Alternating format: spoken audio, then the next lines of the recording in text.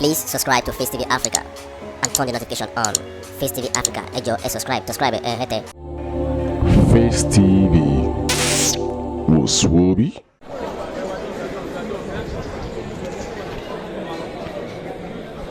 Okay, all right. Let's put our hands together for. Is there? All right. Eniola, you need to come up quickly.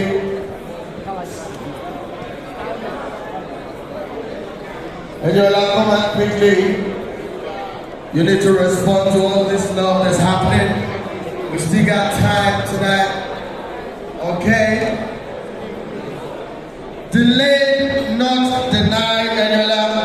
Everybody's saying, we want to understand even more. They have the book. Just in 2 minutes, why this book?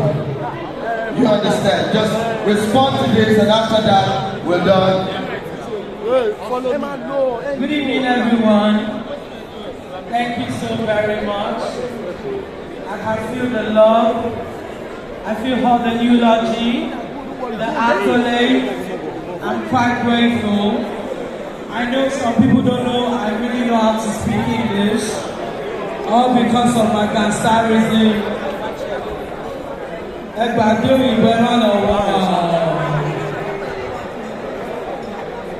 Alright guys, thank you so very much for coming. Wow, we're in the building. I can see you in the building. Maybe. I'm so grateful. I feel super elated.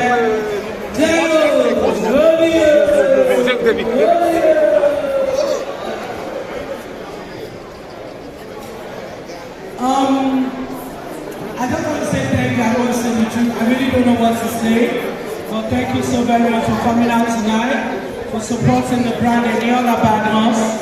Thank you so much to my friends, my family, Mrs. Biola Borokini, Mrs. Yeyatosi. Thank you so much. Thank you for standing by me over the years. Mrs. Biola Borokini, where's your husband? Okay. LLM Mexico, I see you. All the millions you've always been giving me. You can see what I use the money for. I didn't waste it. Below I see you. Top money. Thank you for coming.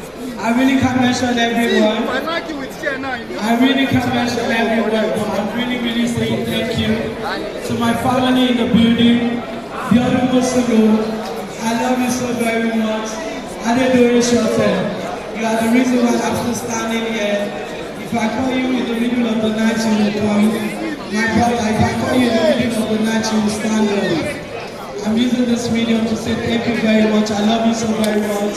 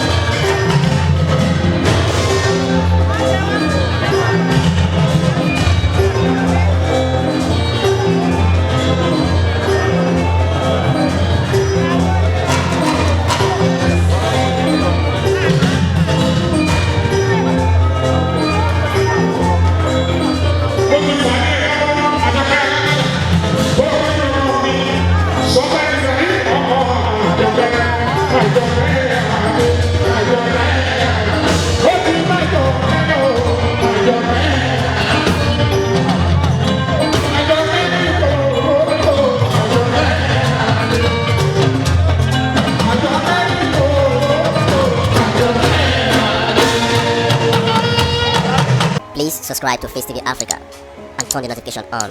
Face TV Africa, ẹ jọ̀ọ́ ẹ subscribe hete. Face TV was Swoby.